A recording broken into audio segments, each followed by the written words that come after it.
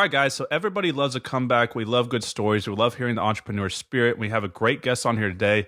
I met him down in Houston, Texas. We were at a John Jackson Lease Option event, and he's got an incredible story. He's going to kind of go through it and share with us today, the rise of an entrepreneur. He's down there in the Houston market doing big things. He's wholesaling and flipping a lot of houses. He's got a big heart. I loved his story. I had to get him on the show, guys. Let me introduce you to Hugo Cedeno. Hugo, how you doing, man? Connor, thank you for having me. I'm really excited. I'm really happy. Yeah, man. So, you've been in this business for quite some time now. Go ahead and tell people kind of how you got started in this business.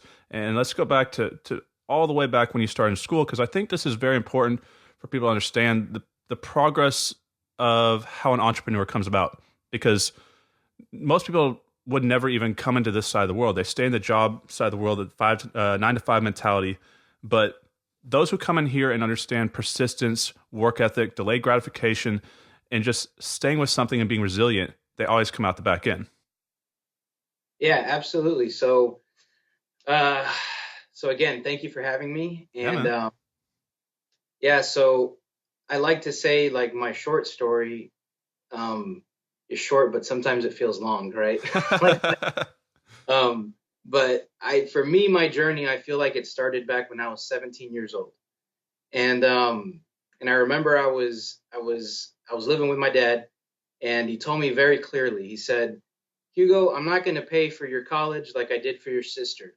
She screwed up, and I'm just not going to pay for it. So if you want to go to college, you have to find a way. Right. You get accepted and find a way, then you can live in my house and you won't pay rent, and that's how I'll help you out. But that's as far as I'll go. That's the extent." And then he said, "But if you don't get into college, then you're going to have to start paying me $500 a month if you want to keep living here or just move out," and so forth. So it was a come to Jesus moment, a reality moment. I'm 17. It's like, it was around this time, January. I'm graduating in April, May. I was going to turn 18 in April. So it was like, shit, everything's like falling like super fast. The senior year was awesome for me. But then reality is right around the corner, like, right. Crap, what am I going to do? I don't have parents backing me. I'm not in the top 10%. It's kind of hard to get money to go to school. So I said, you know what? I'm just going to do it. I don't want to be a loser like some of my friends that graduated before. Right. They're not doing anything. They're still working at Burger King, Blockbuster, whatever it was. Still hanging around high school kids and stuff. I said, no, I want to make something out of myself. So at that time, I thought college was the way, right? My passion is, and it was, and it still is, architecture. I love design. And I applied for the University of Houston Gerald D. Hines College of Architecture, but they have an application process that you have to get approved or accepted by the main university first before they'll consider you for the college. So I did this summer program 2 years ago there, and they taught me, like, basically how to get accepted, how to build my portfolio. That's what really distinguishes students one from the other. So I was doing architecture classes in high school. I was building models, doing drawings, and I was doing a lot of stuff.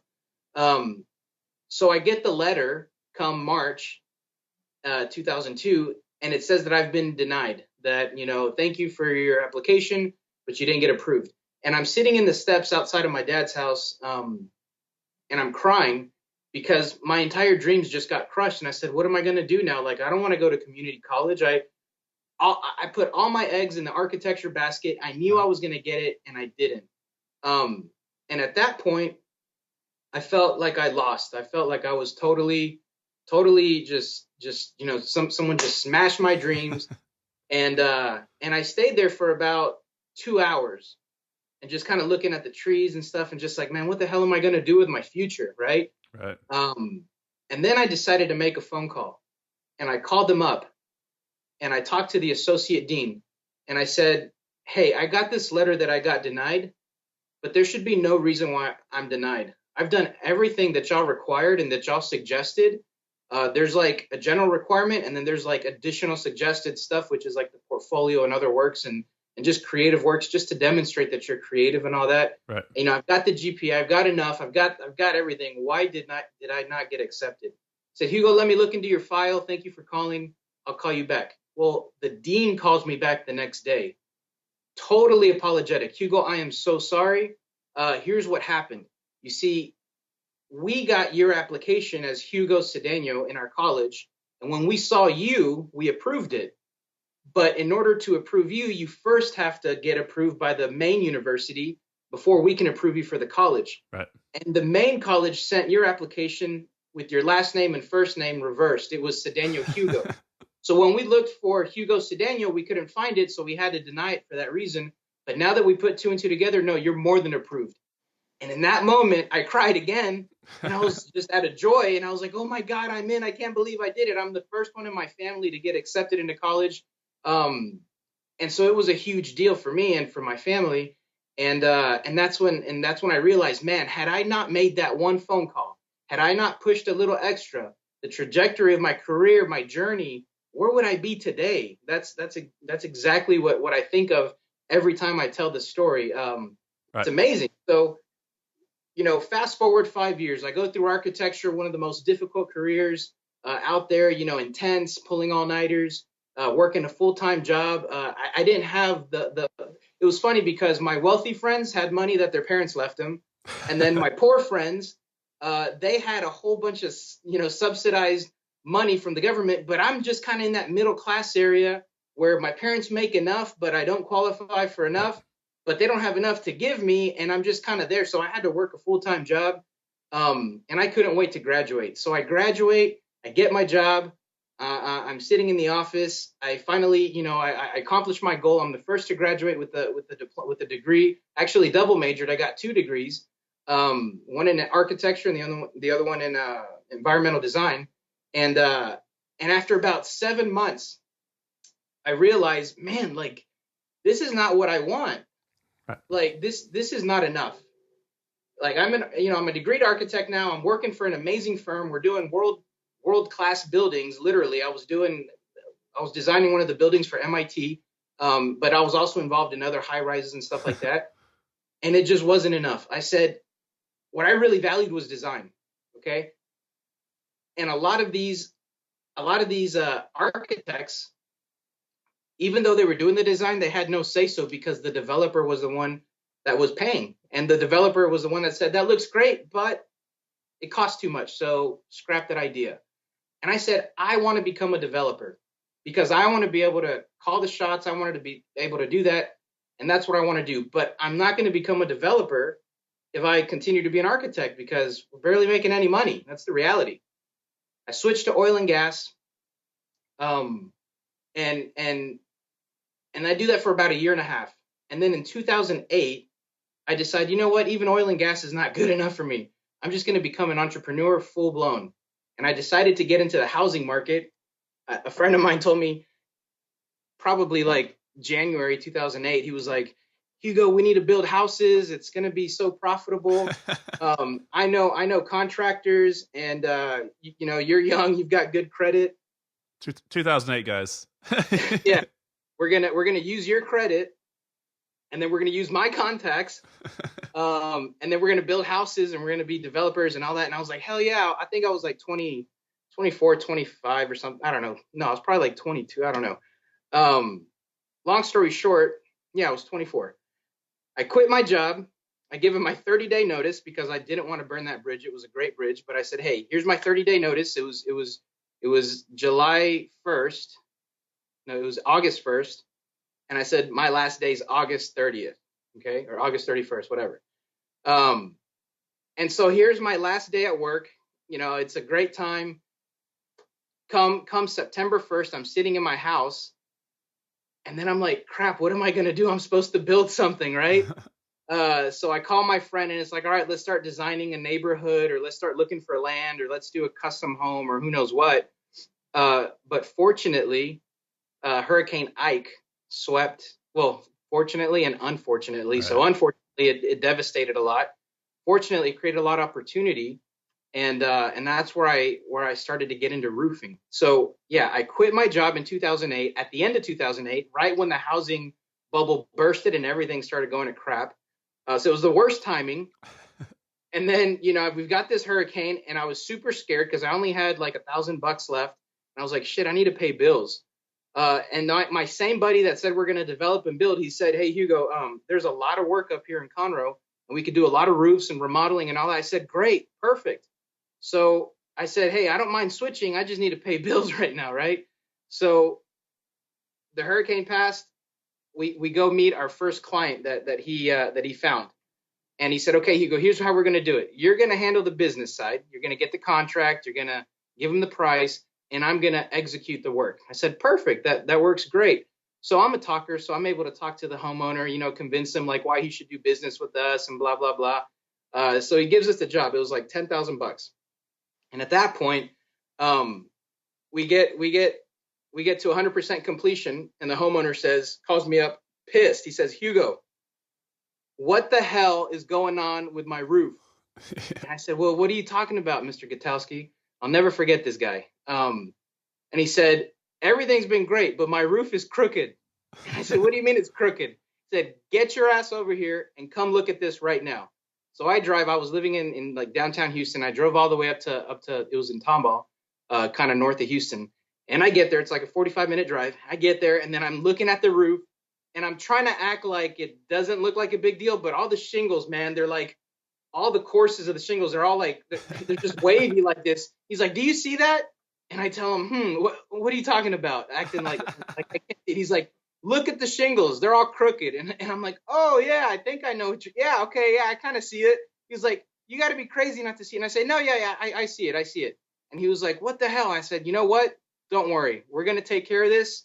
I apologize. Give me 1 second. So I call up my partner, and I'm like, dude, what the hell, man? Like, the shingles are crappy. Like, the guy you got to do, like, what's going on? And he was like, well, hold on. Let me talk to him. He puts me in three-way, and then I ask our contractor. I say, hey, his name was Bita. I go, in Spanish, I say, Mr. Bita. It's Don Bita. I go, Don Bita. In Spanish, I tell him, what's going on? The roof is crooked. The homeowner's pissed. Like, what happened? And then he tells me like this. He goes, Hugo, I'm sorry. It's because I'm a plumber. And I go, are you what? You're what? He says, I'm a plumber. I'm not a roofer. And I was like, we just hired you to do the roof. Why would you do the roof if you're a plumber? And he said, well, because I didn't have any work and I needed money. But don't worry. My brother-in-law is a plumber, and I'll get him to help me and fix it. So fortunately, he came that weekend. He fixed it. He restored integrity with us. And since then, I knew that he was a good guy to do business with. Right. But from now on, I'm just going to hire him for plumbing work, right? So that was an important moment for me, because that's when I learned to trust but verify. Right. And so it's funny to hear these things, guys, but this is the true path of what entrepreneurs go through. We're going out there stumbling forward, failing forward. And that's pretty common that you come across contractors that this is their elevator speech. Just like we have an elevator speech with sellers, they tell you they can do everything. I can do, tile, I can do paint, I can do drywall. But for the most part, most of them can't do all that. You need to find specialists in each area. But yeah, it's just funny because this is the stuff that I've lived through. He's lived through. A lot of y'all are going to live through coming into this business, but his story gets even better, guys. So we're going to continue on here, but it's just important to understand that you're going to have ups and downs. It's going to be an emotional roller coaster. And those of you who just stay persistent on your path to reach your goals and your dreams, you're going to make it through. So let's go on and flip the story and continue on, because guys, it gets better. Thank you. So anyways, we finished that job, and from that moment on, I decided, you know what, I'm going to figure this out. Like, it feels so helpless and powerless to not know how to bid something, to depend on somebody, not know how to hold them accountable, not even know like what is considered good quality, good standard. You don't even know what standard is, right? You don't even know how things are put together, right? So I said, I'm going to figure this out. And I walked the aisles of Home Depot and Lowe's up and down for 2 days. And I wrote down every single price that this was before the internet, like anything was even on the internet. Now Home Depot has like an amazing website, and we do a lot of stuff online. But yeah, long story short, I figured out how much each shingle was, the different types of shingles, the different types of nails, what kind of flashing. I researched all that stuff, how to properly flash, chimneys, everything, right? So I learned everything in and out for roofing. I did that for about 2.5 years till about 2010 or mid 2010. And then my business just went like that. 2011, the same oil and gas company that I quit called me back, and they said, Hugo, we're on the brink of getting a very large engineering project. It's like a $500 million, $500 million project. We need your architecture skills to win this job. It was 7 of us on the team. We put together this awesome proposal, and we actually won that engineering job for that company. And it was for the Eagleford Shell, which was located south of San Antonio. And that was a 1.5-year project. And, I was broke in 2011 because my business, the insurance claims paid out for 2 years. So 2008, end of 2008, 2009, 2010, I was doing great. End of 2010 was when it was like, all right, I don't have any revenue and what's going on. So I had to go back and get this job, right? And at that point, they told me, Hugo,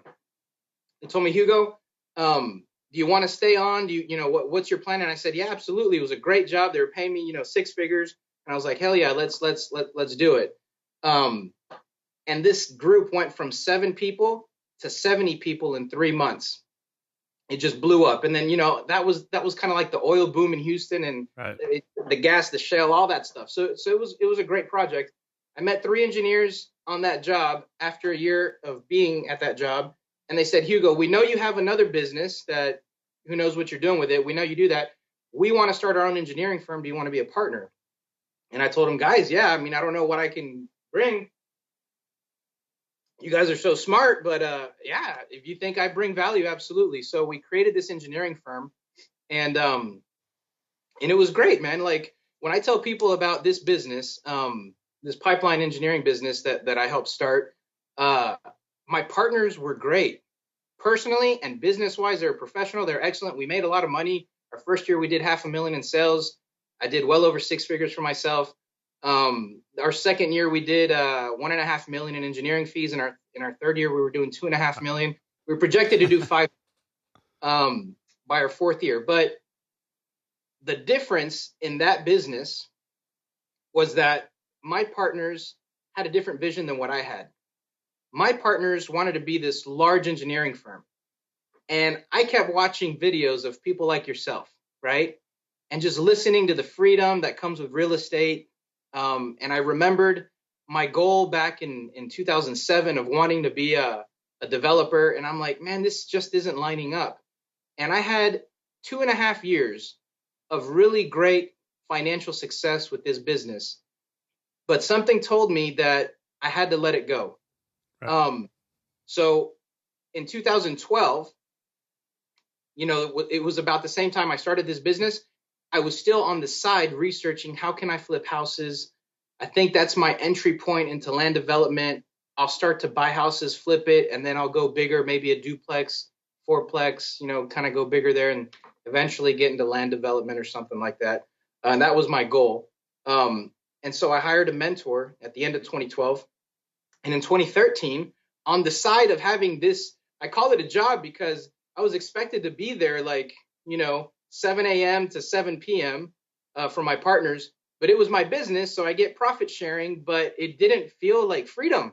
I was an entrepreneur, but I was also a slave because apart from my role, if I were to do the job that I had with my partners for another company, I just clock in, clock out, and I'm done.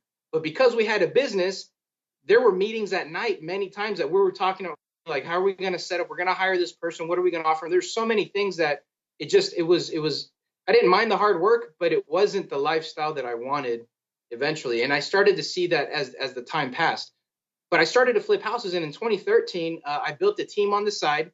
And then we did, in 1 year, our first year, we did 23 deals, wow, which totaled $238,000. I'll never forget it.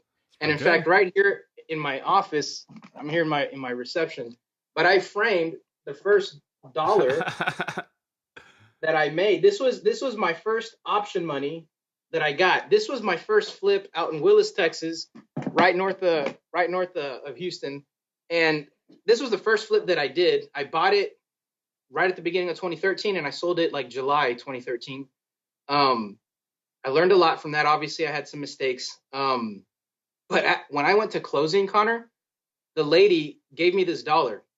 That's the actual dollar. It's not like I cashed it or anything. She gave me this dollar. She said, by the way, the contract came with this dollar stapled as your option money. At that time, I didn't know what option money was. I didn't know any of that stuff. I just saw that they offered what I was asking or close to it. And I said, yeah, let's do it. I need to get this thing sold and make my cash, right? Right. So that's the actual dollar. I laugh now because, ever since then, all the flips I do, I get $100 option checks, right? So I get a check in the mail or something, but these guys actually stapled that to the contract and mailed it to the title company. It's hilarious. But yeah, my first year on the side, 2013, made $238,000, did 19 really wholesales, 2 flips, and then 2 what they call wholesales, which I didn't have to fix it. I just bought it, closed it, and then just listed on the MLS and sold it. Right. So that was my first year. 2014, I was like, man, this thing really works. So I'm going to start building a team. I got an office separate for that. And then we ended up doing $308,000, and we did about 38 deals. And I was still with my engineering firm. And then come 2015, right? At that point, I was really thinking like, man, I can't keep doing this. So I told my partners, I want to take a more passive seat in our business. And in the middle of 2015, in July, I said, look, I'm just going to sell. I own 20%. I said, I'm just going to sell my share of the company. I'm going to retain, of my 20, I'm going to retain 4%. And I'm going to sell 16%. And we had it in our operating agreement that I had to give them the first right of refusal to buy that before I go out to anybody else to sell that. And 2015 was when we were projected to hit the 5 million in engineering fees, because we did half a million, 1.25, and then we did 2.5.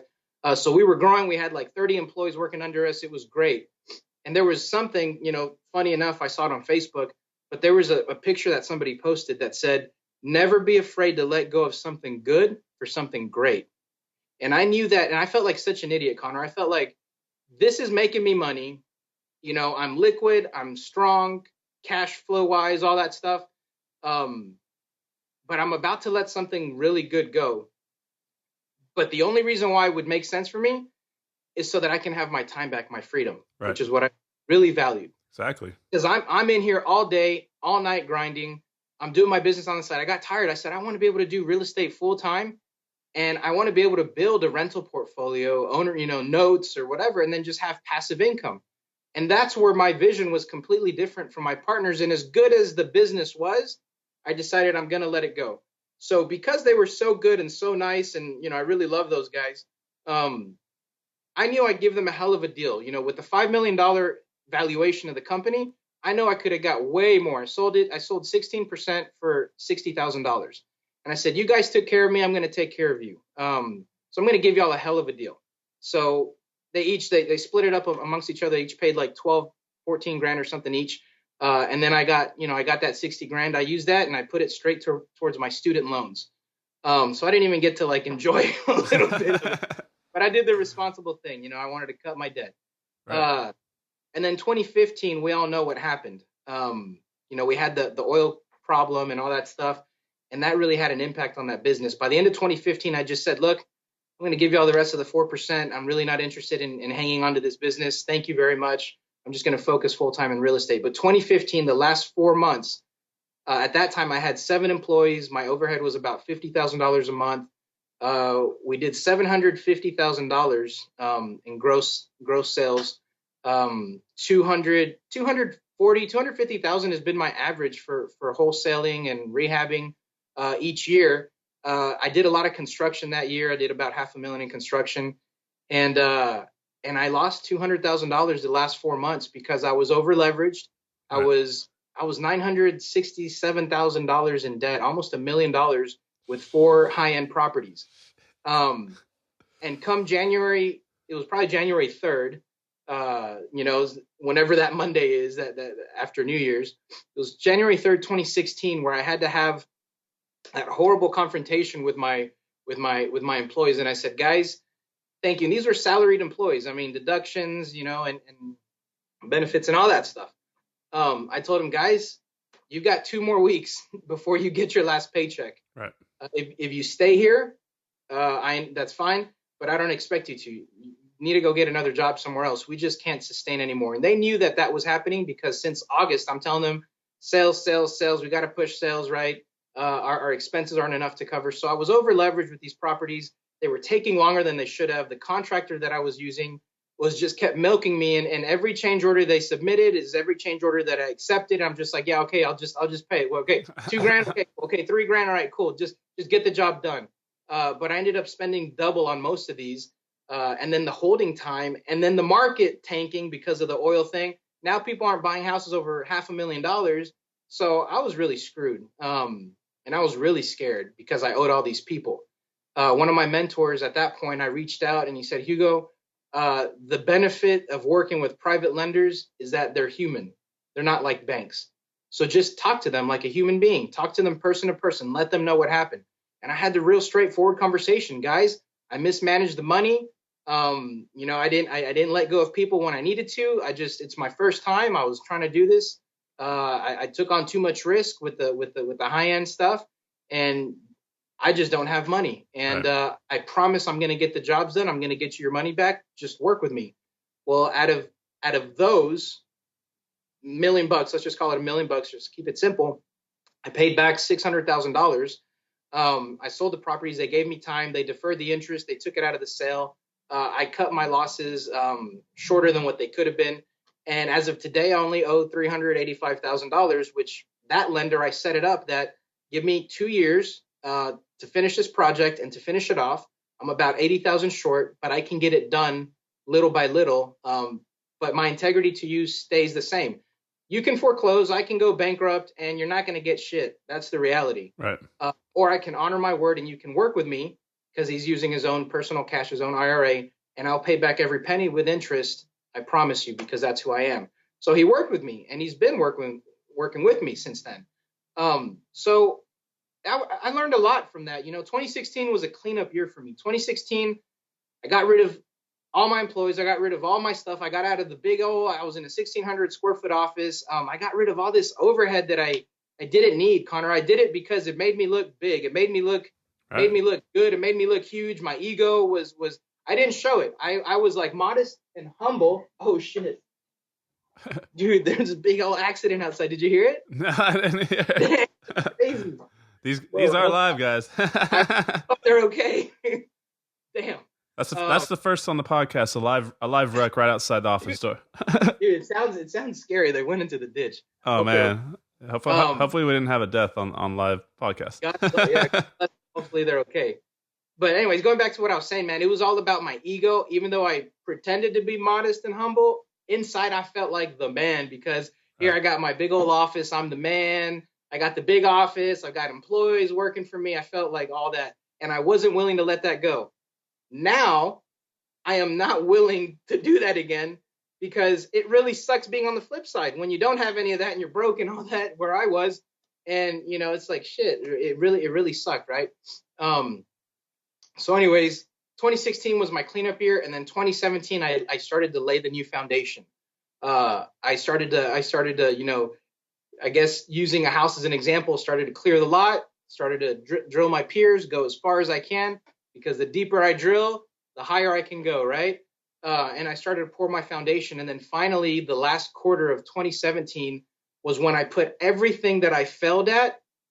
Finally, I flipped it and I put it to the test, all the new systems, all the new mindset, everything, to the point where I was consistently like from August till November, August, September, October, November, those 4 months, I was making consistently $25,000 net profit a month. Wow. Net, not gross. You see, before I used to celebrate the gross, and now the gross sounds gross to me because it doesn't mean anything. Right. Now what I care about is net. Who cares about gross income? I want net, right? What is my net, right? And I don't have employees. I have a couple subcontractors. I've got my crew of guys that work for me, but I, I'm in a small 600 square foot office, $600 a month, overhead super low. I can manage it. And what I care about is keeping that number low and keeping that income super high, right? Right. So that I have that net. And then December, I freaking killed it. I made $60,000 net profit. It was like 58,000. And I was like, holy crap, like I can do it. I'm not that much of a loser like I felt for the longest. So this month we've made $30,000 and now, wow. I'm projecting to make $100,000 in the next 60 days, net profit, for what I have in my pipeline right now. So it feels good. My wife was with me throughout this entire experience and she supported me. She's always supported me. And there were times where she was afraid and she's like, are we going to be okay? Like, is it like, are we really going to make it? Is this really sustainable? Can you really do wholesaling, or are you going to have to get a job? And all those things I had to go through within the last 2 years. But fortunately, I stuck through it. There's a couple tips that I'd love to share if we have enough time. Yeah, yeah. That helped me from not feeling like a failure, like a loser, because there were so many mornings that I did, and I went to work defeated. Right. And that never attracts the deals and the stuff that you need. So. Right. So it's just an incredible story. I mean, it gives me chills to hear this because so many entrepreneurs have been through something like this. Everybody knows my story. I had a up and down story as well. And a lot of people listening to this podcast right now are feeling that adversity. They may be stuck in a situation right now where they don't know if they're taking the right path. They don't know if they're going to come out of it. Because when you're in it, so guys, it's all these stories that you hear like mine and Hugo's, it's great after it's happened and they pull back and it's the comeback and yeah, now we're winning. But when you're in the middle of it, he just went through like a 10-year period where you don't feel the emotion, you don't feel the like you're caught in a vice, like where you're being ripped apart by the world, the weight of the world on you. You don't know the doubt that you have and the thoughts, the racing thoughts, the sleepless nights. That's a long period to go through this. It's a testament to his will and his character to keep pushing through. And now, the world rewards people who deserve it. And he's now come out the back end and looks like he's going to become very successful with what he's doing. So I'm glad to get him on here to show us and tell us his story because I think it's incredible. It's a great example for you all to follow as young entrepreneurs. And now we're going to go through and talk about some of the things he's learned and he does in his office. But one thing he pointed out is, guys, we even have a video on Investor Army talking about the numbers in your business that don't matter. And one of them is the size of your office. And like he said, it's all about ego. But a lot of these people that have big offices, I know a lot of people with 30-person offices that lose money a year. Or what happens if the market corrects? Now they've got 30 families, real life individuals with families. That's a lot of pressure to have. And so my business is run virtually with virtual assistants. And it's just a lot leaner, cleaner business to run. And I promise you our profits. And so at the end of that video, some of you all have seen it. I talk about the numbers that don't matter. Number of deals don't matter because what happens if you're doing 10 deals a year, but you're making $70K a flip and someone's doing $100,000, $2,000 wholesale deals. I talk about the number of houses that you talk about. People talk about, oh, I own so many houses. Well, what if you have 7 good rental properties that are leveraged correctly that are in appreciating areas versus 40 rundown frame houses, 2-bedroom, 1-bath, 700 square foot frame houses with long-term liabilities. So the numbers don't matter. It's net profit. That's the only number that matters at the end of the year. And so it's good that he brought that up. Let's go and talk about some of the things you learned because you've done a lot in this business as far as the contracting side, rehabbing side. Let's talk about scope of work, change orders, project management, because these are things that are very important for the investor to understand because after you've gone through what you went through, you pick up a lot of experience and really understand the business well, and that's why you're doing so well now. Let's talk about scope of work here.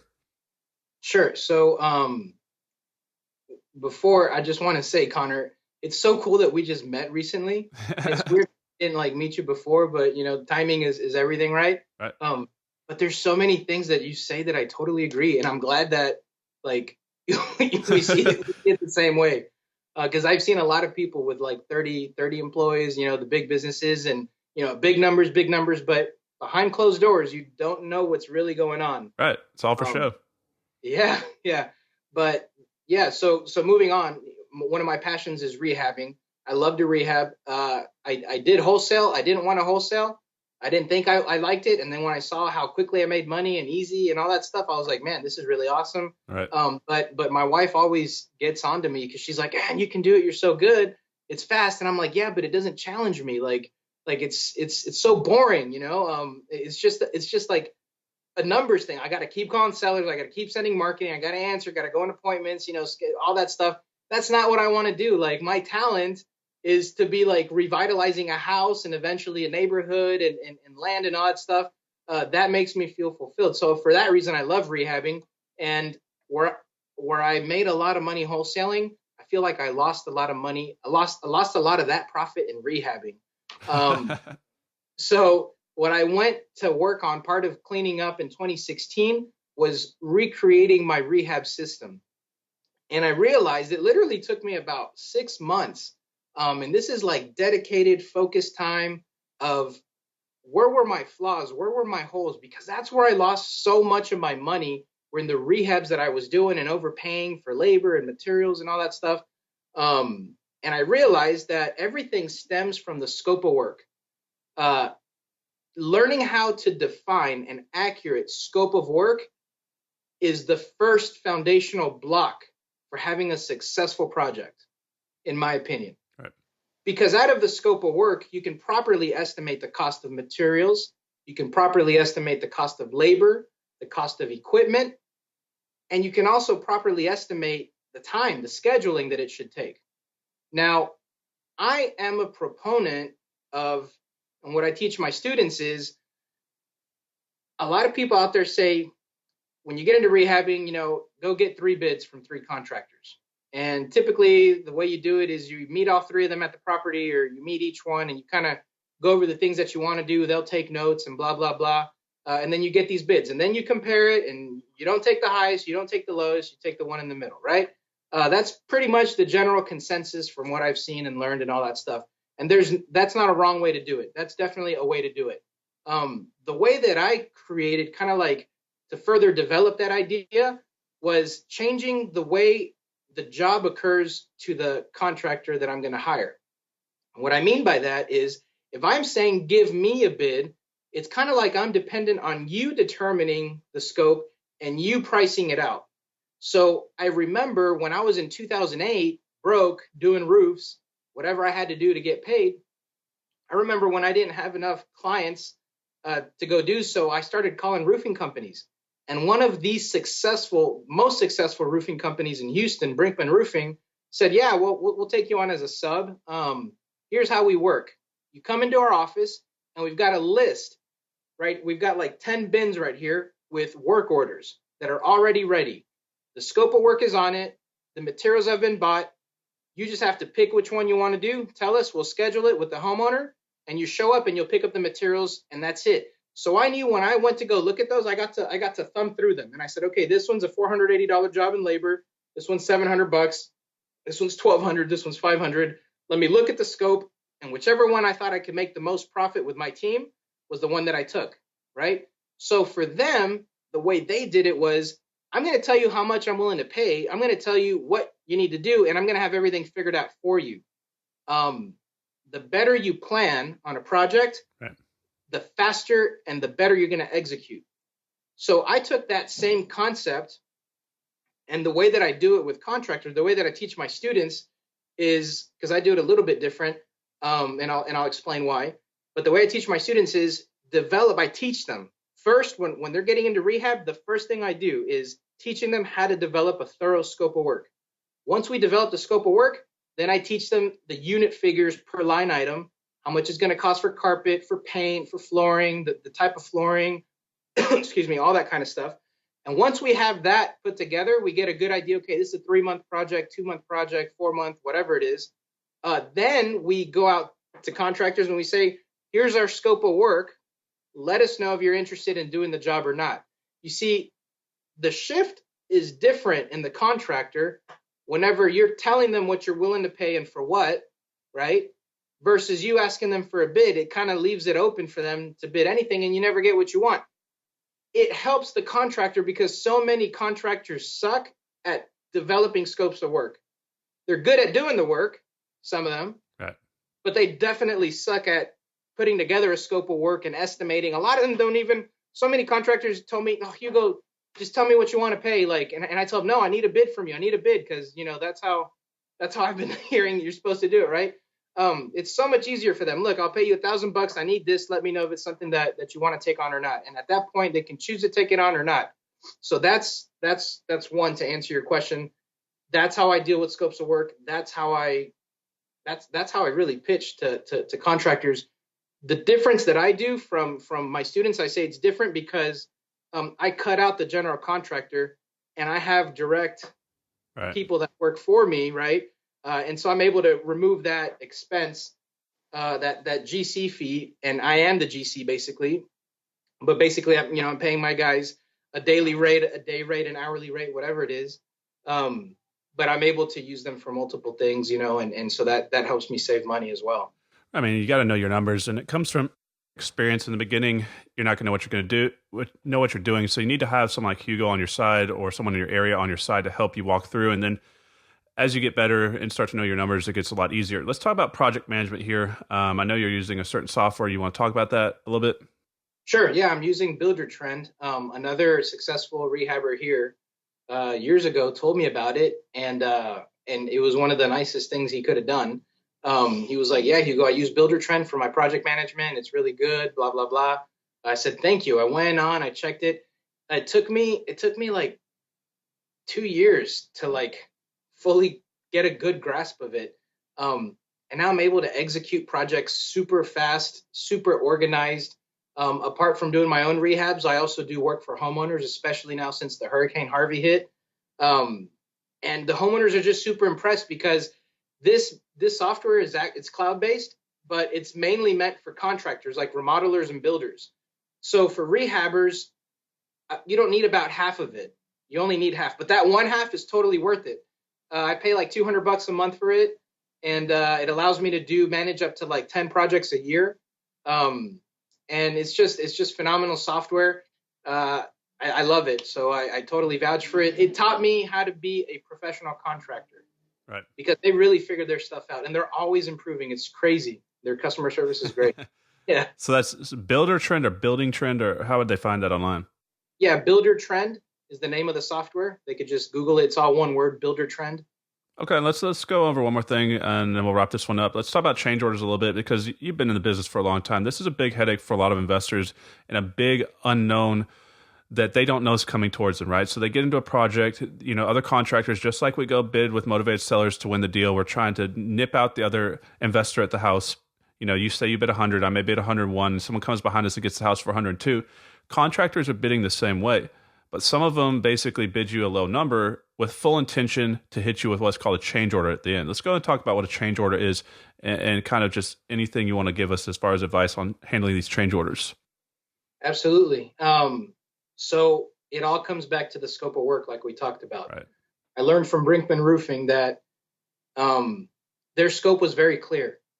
Remove X amount linear feet of flashing, reinstall X linear feet of flashing, add waterproofing, put so many squares of roofing, and then they provided all the materials. So it was really hard for me to hit them up with change orders because they had it all figured out. They knew exactly what needed to be done. So I never hit them up with change orders.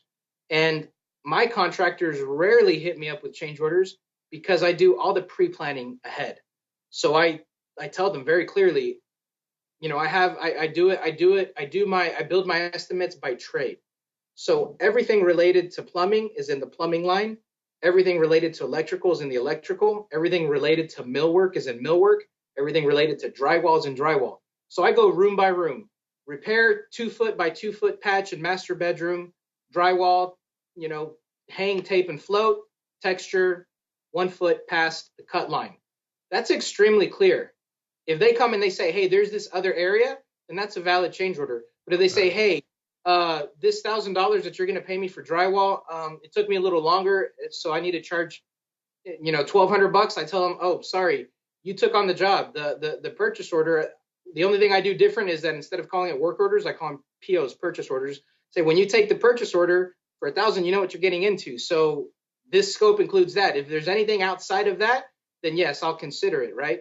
But because I do so much pre-planning and I spend a lot of time on the front end rather than wasting money on the back end, right? It's really clear. And I walk it with the contractor and I tell them, you have any questions? They understand my expectation very clearly. So change orders for me are extremely minimal. They happen every now and then because you just can't always determine what's behind a wall, right? In remodeling. Right. But it's very rare unless I want to upgrade, right? And I say, you know what? We were going to put laminate tile here. I actually want to put, real engineered wood or something. And I know it's going to be extra in labor. It's going to be extra in materials. So that's fine. An extra $1,500. Yeah, that's totally makes sense. But doing a great job planning, understanding the process of construction and defining that scope of work is what reduces change orders to like very little, because it's clear. It's super clear what you expect. All right, it's very important, guys. You're going to get out there. This is going to come up over and over. if it's a legitimate change order and it comes up, say you do pull out the shower and there's a bunch of mold back there or termite damage that you come across that couldn't have been found originally when you walked the property or when they gave you the bid, this is your house, your business, your responsibility. You pay that contractor to do the work unless they're just absolutely trying to gouge you, and then you say, I'm going to bring someone else in to do it. But take responsibility. Now, if they're trying to play games and jump up the cost on you guys, that's a different story. But yeah, you got to understand to run your numbers. And it's kind of some self-responsibility on the front end. So if you know that that house can't possibly be done for 20 grand and they're trying to tell you they're going to do it for 20 grand, and then you get at the end and they're like, it's going to be another 7 grand. Like, I mean, really, you should have known that that was going to happen, right? In my opinion. So have a little bit of self-responsibility. I mean, you gave a lot of good nuggets here. How do they get a hold of you? You have a website, a phone number? I know you got a program that you bring people on and kind of do a consulting program with these new investors because for one example, there's one individual came through our consulting program. I renegotiated a contract, saved her 30 grand in 2 days into the program. And so it's very valuable to have someone like Hugo on your team. So if y'all are needing help with rehabbing, he's a great individual to help you with that. Thanks, Connor. Yeah, my website's just my name, hugocedeno.com, HUGOCEDENO.com.